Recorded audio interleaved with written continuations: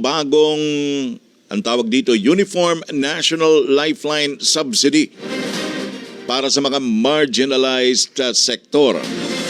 Yan. Simula ho yan ngayong Marso. Tingnan natin ang update tungkol dyan ang Meralco. Kakakausap natin Public Relations Head si Miss Claire Feliciano. Ma'am Claire, good morning. Good morning, Sir Alan, at sa lahat po ng nakasubaybay sa atin ngayong araw. Yan. Bigyan niyo po kami ng ilang mga detalye pa tungkol dito sa bagong mandato ito mula sa Energy Regulatory Commission tungkol dito sa Uniform National Lifeline Threshold para sa mga marginalized households natin. Ma'am Claire. Yes, Sir Alan, no, so napakaganda at napaka-relevant ng tanong na yan. Tama po kayo, kamakailan lang kasi ay naglabas ng direktiba ang Energy Regulatory Commission tungkol dito sa pinapatupad nating Lifeline Rate Subsidy Program. And tama kayo, alinsunod dito, nagtalaga na ang ERC ng Uniform National Lifeline Consumption Threshold. Para yan sa lahat ng Lifeline beneficiaries o ito yung mga miyembro ng 4Ps at ng marginalized sector. So that means kung lahat ng qualified na Lifeline customers, kung ang konsumo po nila ay nasa 50 kilowatt hours or less buwan-buwan, ito po yung threshold na sinasabi, no?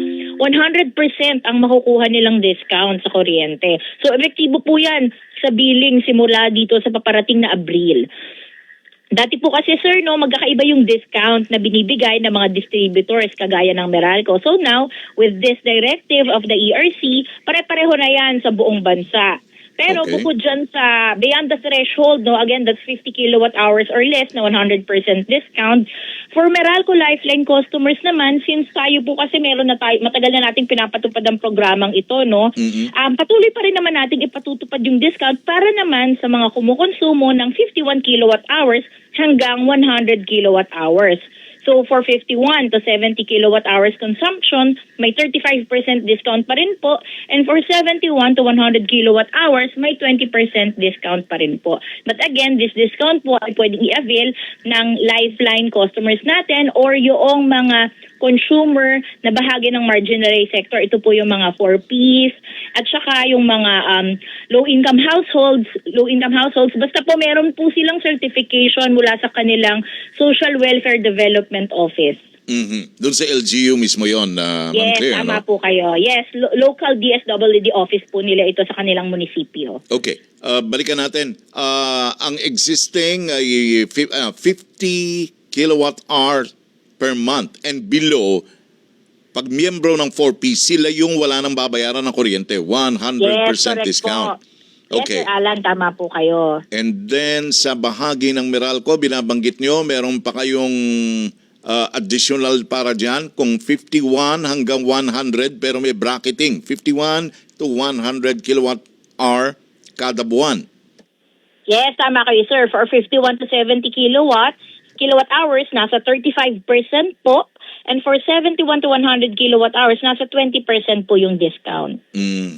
Okay. So itong kumbaga ang kondisyon na kailangan dito, itong mga makaka-avail ng discount ay among the marginalized sectors of society, nga, Ma'am Claire. Yes, sir. Tama kayo. Ito talaga kasing programa na ito ay ginawa ng ating pamahalaan para suportahan itong mga kababayan natin na miyembro ng marginalized sector. So katulad ng nabanggit ko, banggitin ko na rin, sir, no, actually, bukod dyan sa directive na yan, meron pang isang joint directive naman ang Department of Energy, Energy Regulatory Commission at Department of Social Welfare and Development. Opo. Na dati po kasi when they rationalize the implementation of this program, kailangan po ay mag-apply para kunyari mag-apply kayo sa Meralco para ma-avail ninyo yung discount. So recently po, ang ginawa ng DOE, ERC and DSWD, ginawa na pong automatic yung registration kapag 4Ps beneficiaries po kayo. So ibig sabihin, as long as nasa listahan kayo ng 4Ps,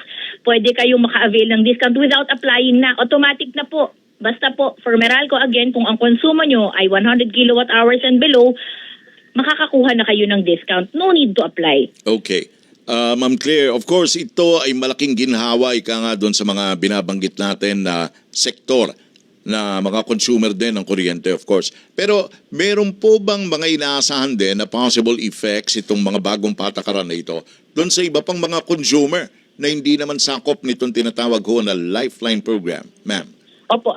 Actually, sir, again, katulad ng nabanggit ko kanina, ito naman pong Lifeline ay really intended to support itong mga itong marginalized sector ng ating society. No? In terms of impact po, dahil ito ay subsidy na ipinapatupad, meron po tayong mga tinatawag na paying customers, no, kagaya natin, kung hindi naman tayo mremo. At pati yung mga beyond 100 kilowatt hours, technically hindi po sila covered nitong benefit na ito. No? Yes. Now, meron po actually bill component meron po kayo makikita sa inyong bill na life subsidies portion. Sa likod po yan ng bill. Kung sa Meralco, for instance, Opo. nakalagay po yan under subsidies na very minimal lang naman, sir, no? Nasa 0.01% of the total bill yan. So bahagi po kasi nung ipinag-utos ng ERC na gawing uniform na din yung rate. Dati po kasi depende sa distributor at depende sa kung ilan yung Lifeline customers.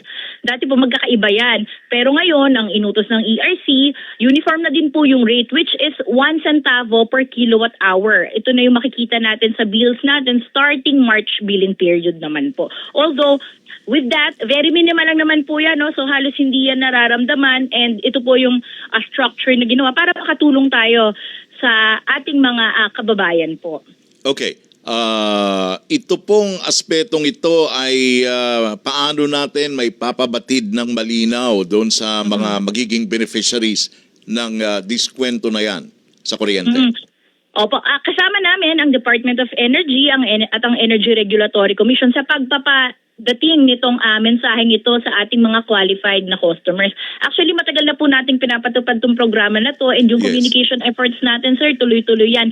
In fact, when they rationalize po, alinsunod yan sa batas kasi, no, when they rationalize the implementation of the law, ay meron pa tayong mga ginawang barangay activations kung saan ang Meralco nagpupunta sa mga sakop natin ng mga local government units, mga barangays, para hikayatin yung mga miyembro na yung mga qualified customers na mag-apply. Kasi before nga po, kailangan mag-a-apply pa, no? Ngayon, dahil automatic na, so no need na po, pasok na kayo. Pero meron po kasi tayong mga customers pa na hindi for-piece, pero miyembro pa rin sila ng marginalized sector. So halimbawa po yan, yung mga customers na yan ay isa-certify lang po yan ng kanilang Social Welfare Development Office. And pwede pa rin silang mag-avail. Kaya tuloy-tuloy pa rin po yung ginagawa nating mga pakikipag-communicate sa ating mga customers, particularly dito sa mga barangays kung saan nakikita natin na mayroong mga concentration ng mga ganitong customers na pwedeng mag-qualify. So again, di po kami titigil, tuloy-tuloy ang communication natin dito, and I think the Energy Regulatory Commission as well, very active po yung communication efforts in all customer touch points, no, social media in particular, and syempre again katulad ng binanggit ko, meron tayong mga barangay activations na ginawa. Opo. Ma'am Claire Feliciano, salamat po na marami for the updates mula sa Meralco, ma'am. Maraming salamat din po, Sir Alan, sa oportunidad na ito. Magandang umaga po. Thank you. Good morning, Miss Claire Feliciano, ang head ng Public Relations Office ng Manila Electric Company o Meralco. Boses dito sa Radyo Pilipinas, Radyo Publiko.